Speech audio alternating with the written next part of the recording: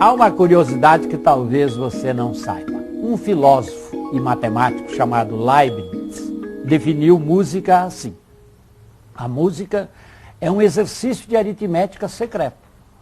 E muitas vezes aquele que a ela se entrega não sabe, não percebe que maneja números.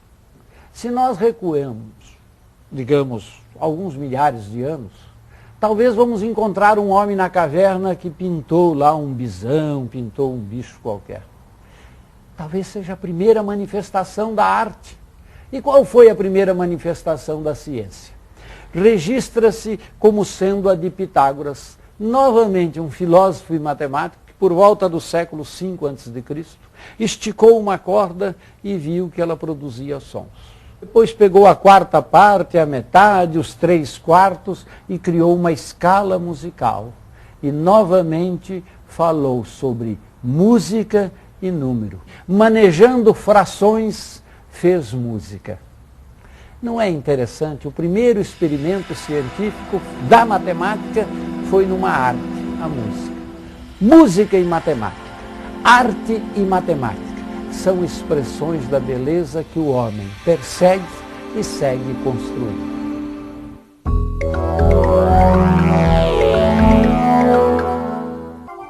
A música é, sem dúvida nenhuma, a arte mais popular do planeta. Mas o que pouca gente sabe é que por trás de um chorinho ou de uma complexa sinfonia de Villa-Lobos, existem relações matemáticas muito simples que ajudam a formar, ao lado do talento dos homens, o edifício sonoro da nossa música.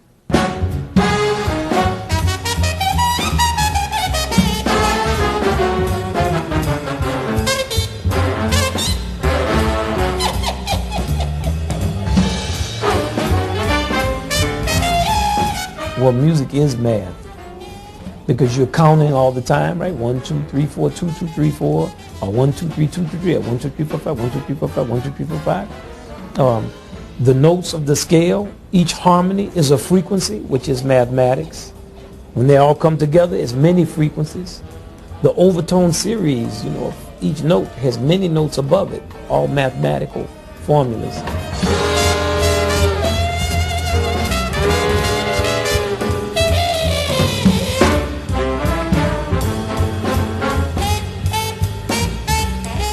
The spatial layout of music, like is the music 32 bars or is it 400 bars? It's like geometry.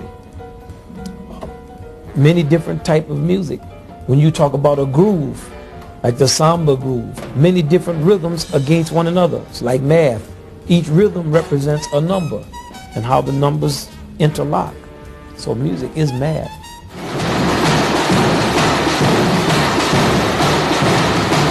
A diferença da bateria para a batucada são padrões. E conforme a execução desses padrões, você muda todo o conteúdo da bateria.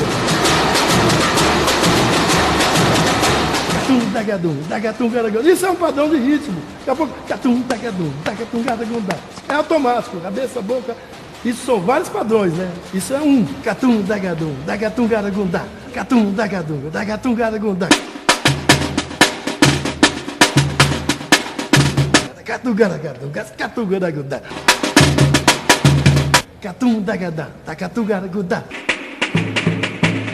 Batucada é infinita. Batucada você bate na porta, bate na barriga, bate na mão, bate no pé.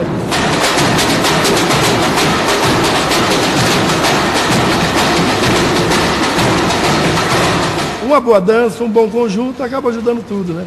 A função da bateria ela é essencial.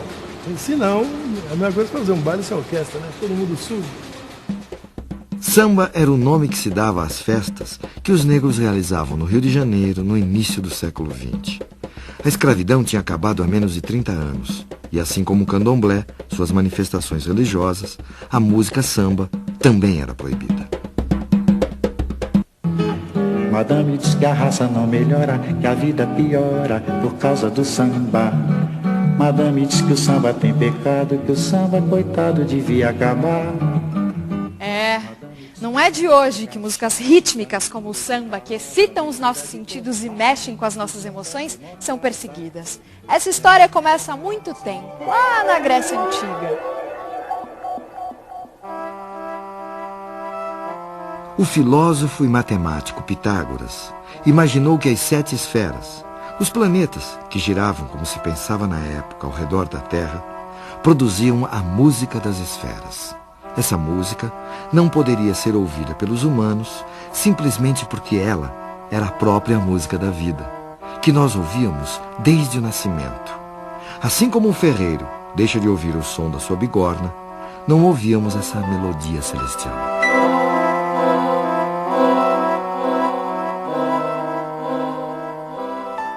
Um outro filósofo grego, Platão, tomou 2 séculos depois a música das esferas como modelo ideal do cosmos e também da vida em sociedade.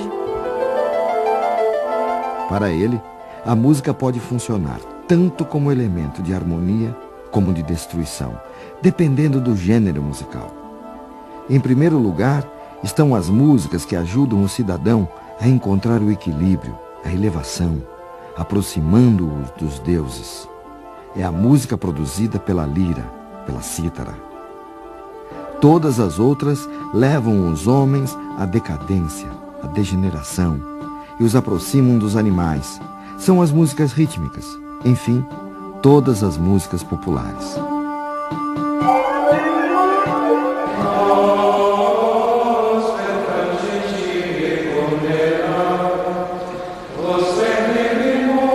Em linhas gerais, a gente podia dizer que o canto gregoriano, ele é antes, acima de tudo, palavra cantada, né? E não qualquer palavra, palavra de Deus cantada. Todos os textos que o canto gregoriano usa são, via de regra, extraídos ou, diretamente ou inspirados nas Sagradas Escrituras, né? Tanto no Antigo quanto no Novo Testamento.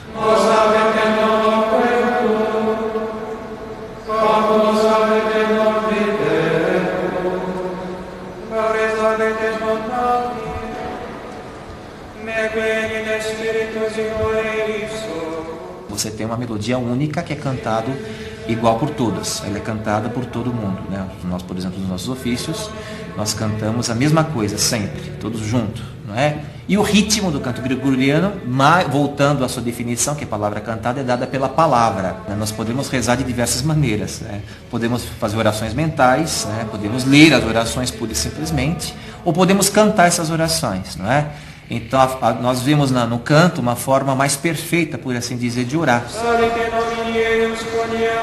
O canto gregoriano se esforçava em deixar de fora toda e qualquer possibilidade de ruído ou combinação desagradável aos ouvidos, buscando assim uma suprema harmonia que, pouco a pouco, as vozes dos monges encontravam através do uníssono.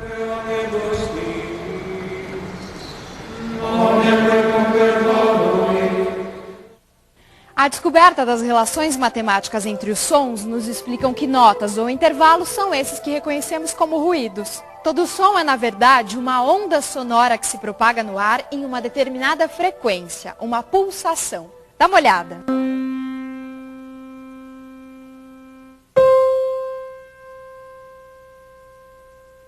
O som produzido pelos nossos passos são uma frequência. 3 passos por segundo. 4 passos por segundo, 5 passos por segundo e assim por diante. Se pudéssemos ouvir 440 passos em 1 segundo, teríamos este som. Esta é a nota Lá. Essa frequência é de 440 Hz, que significa 440 pulsos em 1 segundo. Todas as outras notas musicais são também frequências. Quando tocamos 2 desses sons juntos, estamos, na verdade, combinando frequências distintas. Neste caso, temos 2 notas Dó, uma mais grave e outra mais aguda. Vamos reduzir as frequências igualmente de maneira que possamos ouvir as pulsações como passos.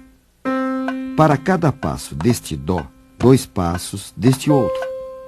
Portanto, uma mesma nota, mais grave e mais aguda, tem uma relação matemática de 1 para 2. Se combinarmos o Dó com um Sol, teremos isso. Para cada 2 passos do Dó, 3 do Sol.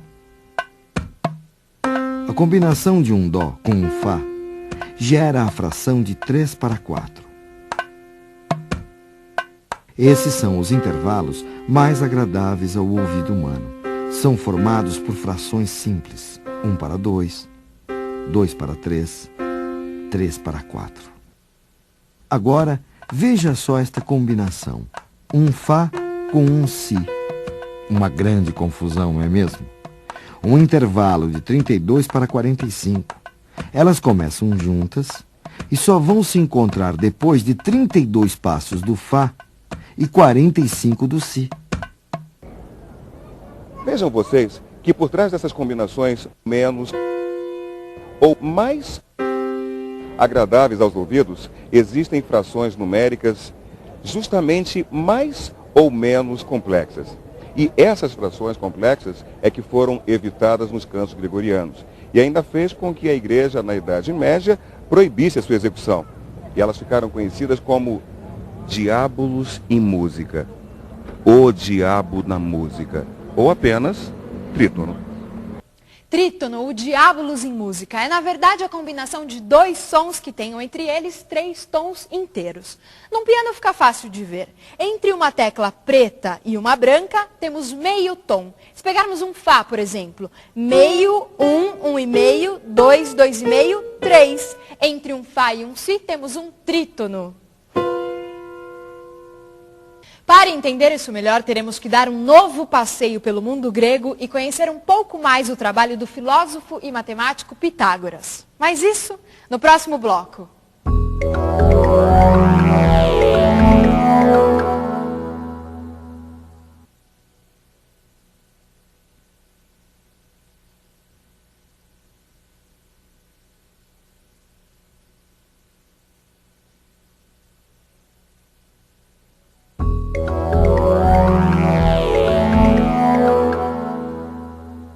Foi com o instrumento de uma só corda, o monocórdio, que Pitágoras realizou suas experiências. Provavelmente uma das primeiras tentativas de organizar e compreender o espectro sonoro no Ocidente, lá na Grécia Antiga, mais de 500 anos antes do nascimento de Cristo. Pitágoras percebeu que o som produzido por uma corda esticada e pela sua metade eram reconhecidos pelos nossos ouvidos como sendo o mesmo som, mais grave e mais agudo. É como se ele fosse produzido por um homem. Ou por uma mulher ou criança. Mas ao fazermos vibrar uma terça parte dessa corda, um novo som aparecia. Tocados simultaneamente, esses sons produziam uma agradável combinação ao ouvido humano. Dividindo sucessivamente essa corda em sua quarta parte, quinta, sexta e assim por diante, Pitágoras foi organizando matematicamente o espectro sonoro e encontrando as relações matemáticas existentes entre os sons das muitas escalas, das mais diversas regiões e épocas da civilização grega. Muito provavelmente foi partindo de um raciocínio semelhante que nasceram as escalas musicais em outras culturas. Se o som produzido por uma corda e o som produzido por essa corda, reduzida a uma terça parte, produzem uma combinação agradável, o que aconteceria se, repetindo o mesmo raciocínio, também dividíssemos esta corda que produz esse novo som em 3? Um novo som surgirá, que combina perfeitamente com esse segundo e também com o primeiro. E foi provavelmente assim que há muitos séculos atrás, algum músico chinês, colecionando sons a partir das sucessivas divisões do som original, começou a criar uma escala musical, até que ele se deparasse com o 6º som produzido por essas sucessivas divisões.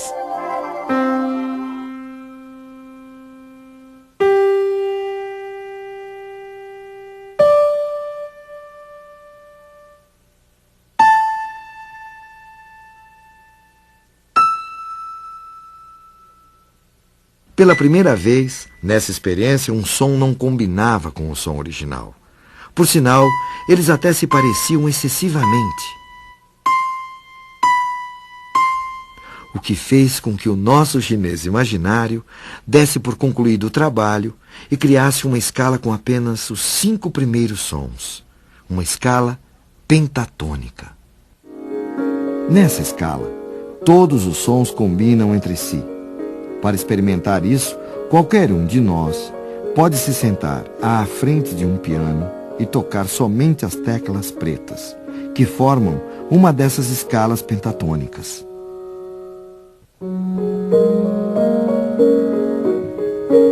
A escala pentatônica é a escala da música oriental, especialmente da música chinesa, japonesa e dos hindus. E é uma escala onde todos os tons têm uma relação matemática idêntica entre si. E isso provoca um sentimento de harmonia, de igualdade, que é um sentimento também da civilização chinesa, da arte chinesa como um todo.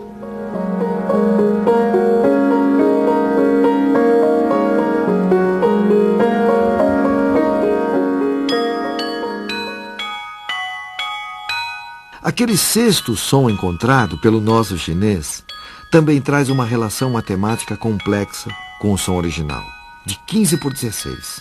Além do que, 15 por 16 é quase 16 por 16, ou seja, 1, o som original. Pela extrema semelhança e pela complexidade existente na relação desses sons, ele foi afastado do universo sonoro chinês. Foi justamente a incorporação dessas combinações de sons que incomodavam o ouvido que deram vida à música tonal, imortalizada pelo compositor Johann Sebastian Bach. Bach certamente percebeu que se o trítono estabelecia a relação mais complexa entre os sons de uma escala, ao escorregarmos esses sons para os que estivessem imediatamente ao lado, ou seja, Fá para Mi e Si para Dó, sairíamos da dissonância para a consonância, do ruído para o prazer, da tensão para o repouso.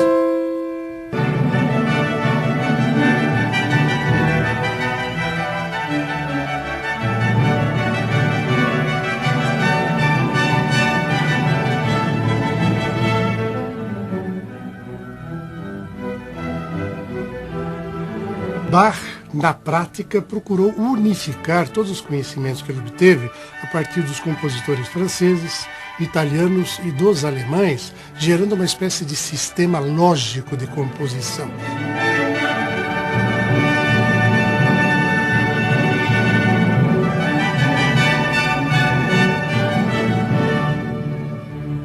Usando principalmente a questão do trítono, que era chamado de o diabo na música, né? Porque ele gerava instabilidade no discurso musical, incentivava as emoções profundas, o que os religiosos da época principalmente abominavam. E ele trabalhava com o trítono para gerar instabilidade musical, portanto tensão musical, e com as melodias para gerar a parte estática da música, a parte contemplativa.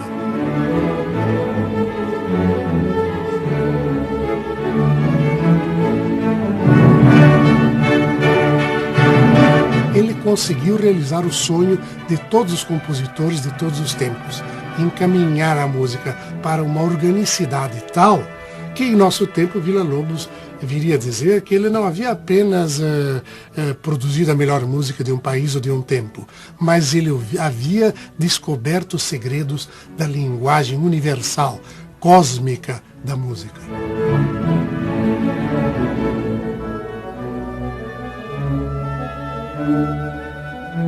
Meu caro amigo, eu sempre tenho prazer quando eu faço uma coisa que tem prazer.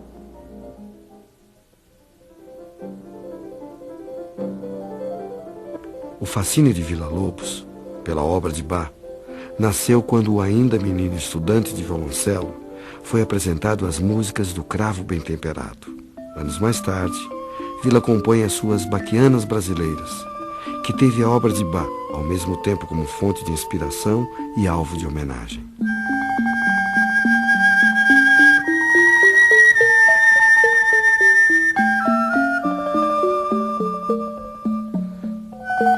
Tão importante quanto a influência dos compositores clássicos foi o gosto de Villa-Lobos pelas modas de viola, as cantigas de roda, os cantadores e repentistas que ele ouviu em suas viagens pelo interior do país no início do século XX.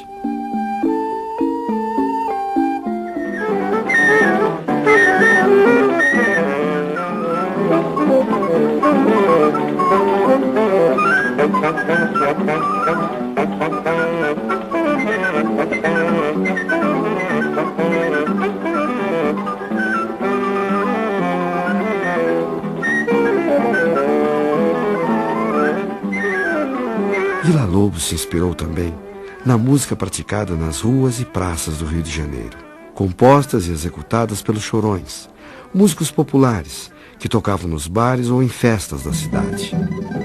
Tal interesse o levou a estudar violão escondido de seus pais, que não aprovavam sua aproximação com os autores daquele gênero, considerado marginal.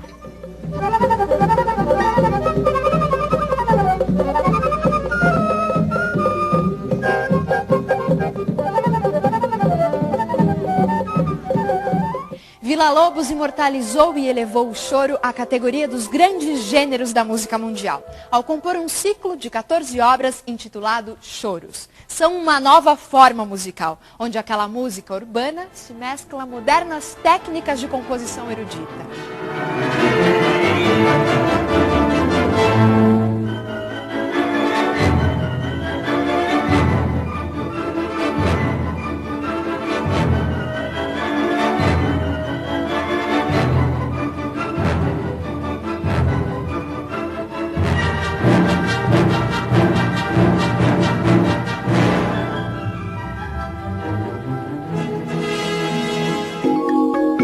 Não sei se você sabia, para Pitágoras, a beleza está associada à simplicidade da representação matemática.